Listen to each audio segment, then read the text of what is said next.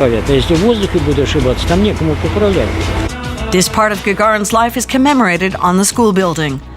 The MiG-15 jet fighter in which Gagarin made his first solo flight as a cadet has also been preserved. On the boulevard near the river, the bronze statue of the legendary test pilot Yuri Gagarin still stands. He was a hero for all the Soviet cadets who walked here, young men dreaming of the sky and falling in love. Here on Checherin Street, you can find a building number 35. Valentina Goryacheva lived in it in the 1950s. This house was often visited by the cadet who later became known as the famous cosmonaut Yuri Alexeyevich Gagarin.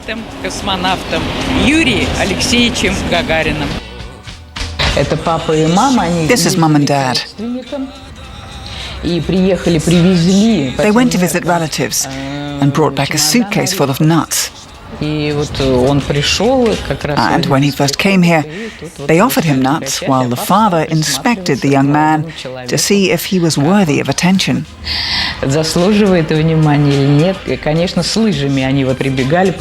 came here after a nice skiing trip, and as you can imagine, they were ravenously hungry. Of course, the parents set the table and fed the cadets. He met Valentina at the pilot school ballroom. She was the reason the cadet Gagarin visited the premises at 35 Checherin Street so often.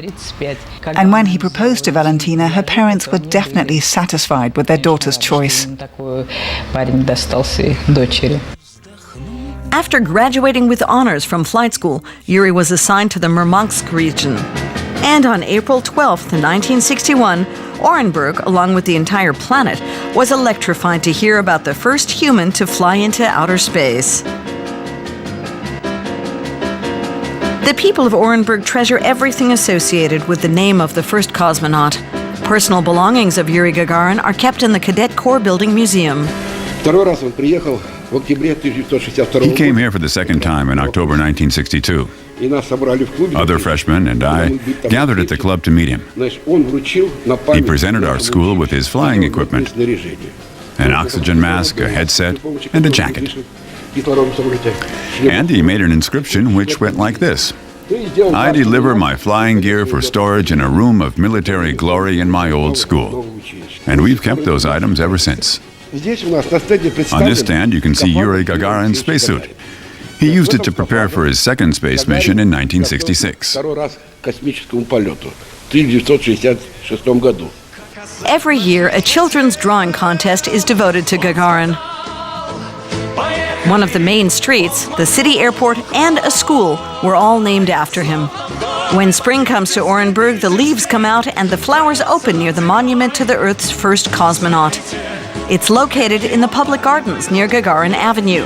And every 12th of April, it's time for another festive reminder of Yuri Gagarin's great leap into space. Looks like Yuri Gagarin will be inspiring budding cosmonauts there for generations to come.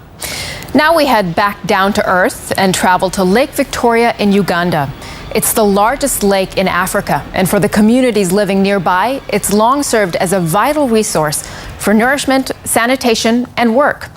But after years of pollution and as the population continues to grow, the lake and the people living around it are facing a crisis. Lake Victoria is now in danger of becoming one of the most polluted lakes in Africa.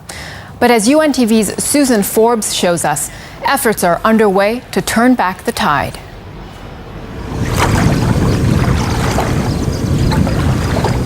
It looks tranquil, picturesque. But here, along the banks of Africa's Lake Victoria, looks can be deceiving. Some 30 million people crowd the lakeshores, dependent on its vital water source, and hoping to prosper from its booming fish trade. But this vast resource is in trouble. It's become a dumping ground for human waste and other pollutants, threatening many of those living in the poorest communities here